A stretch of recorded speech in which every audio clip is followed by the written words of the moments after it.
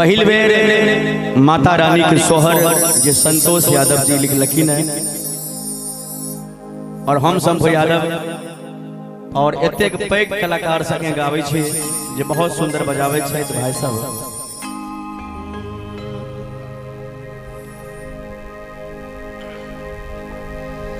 हर कौन रे महीना मैया के काला सारे बैसायबा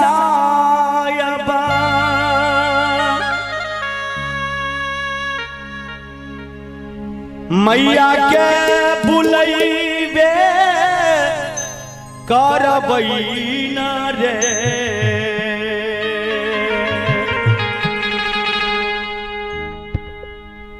ललनार के ते दीनार होई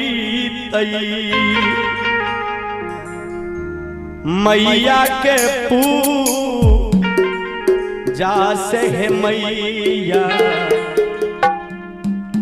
मैया रानी दर्शन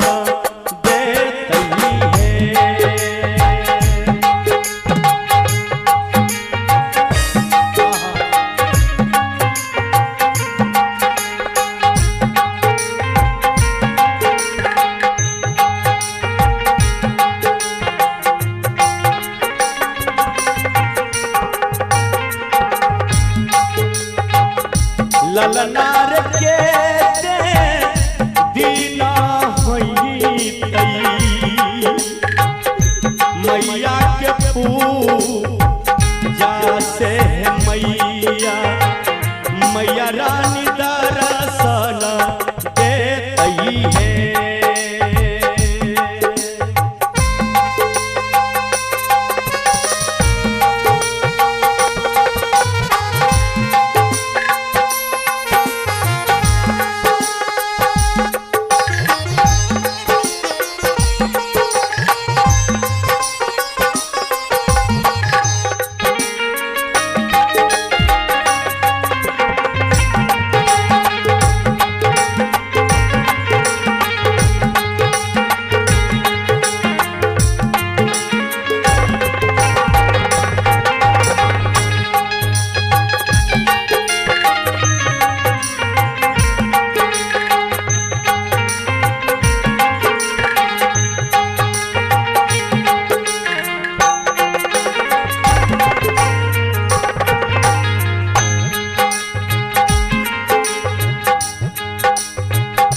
आसिन महीना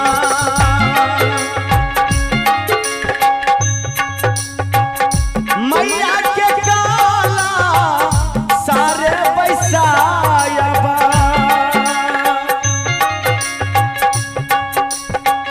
मैया के मनैबे करबै नहीं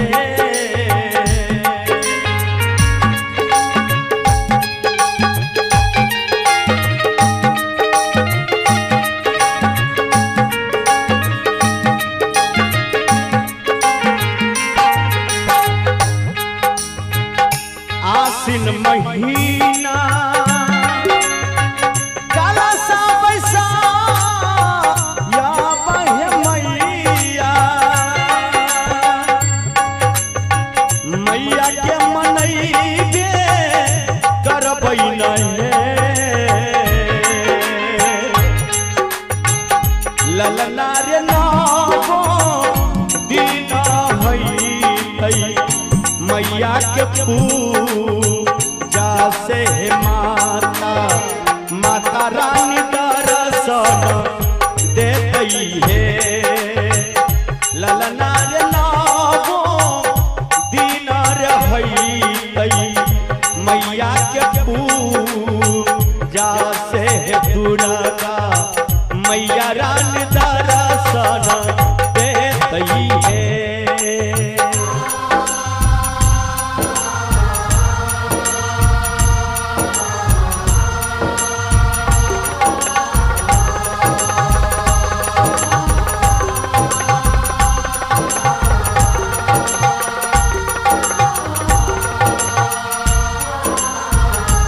जय हो।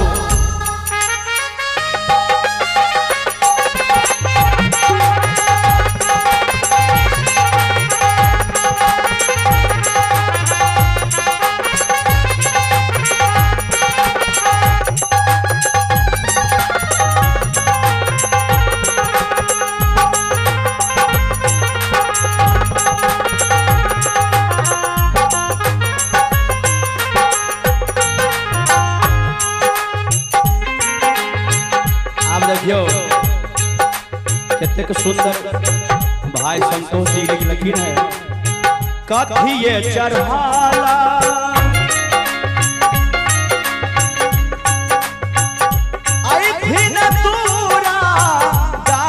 भवानी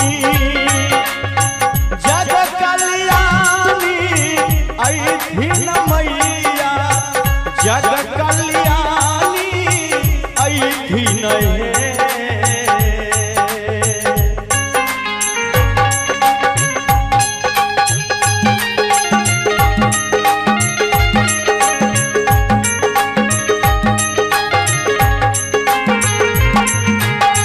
कथिए चढ़ाला ऐथिन दूरा दा महारानी जग कल्याणी ऐथिन हे। ललना रे कीना काके करथिन माता बिना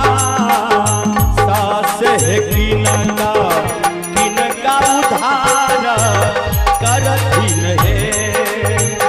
ललना रे कीना काके करथिन बिना सासे किनका उधार करथिन हे।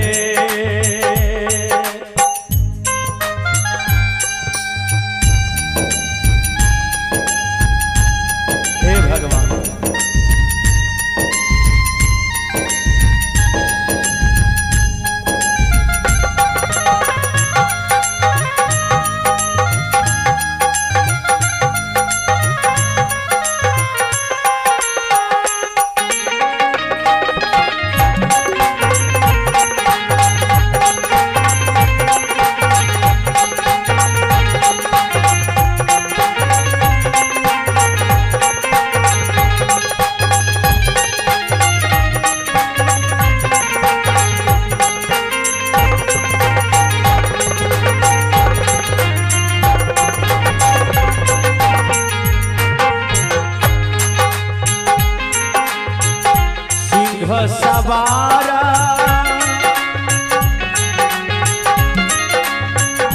ऐथिन दूरा गाहे भवानी जग कल्याणी ऐथिन हे। ललना रे राक्षस सबके करथिन माता बिना सासे भक्त भक्त उधार करथिन हे। ललना रे राक्षस सबके करथिन मैया बिना सासे भक्त भक्त सब उधार है। अंत में लिखे छथिन सोहर लिखैया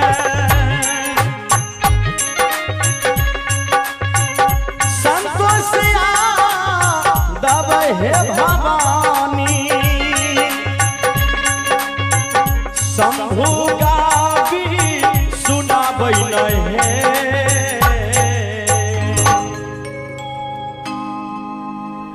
जे सोहर लिखैया संतोष यादव हे भवानी शंभु गावी के सुनाबैन है। एक बार ताली बजा के सब आदमी अंत में जे ललना रे मैया के रामही माया पारा से सब मिल जयकार करियो हे। ललना रे मैया के रामही माया पारा से सब मिल जयकार करियो हे। सब मिल जयकार करियो भैया मिल करियो जयकार सब मिल जयकार करियो हे। ललना रे मैया के रामही माया पार से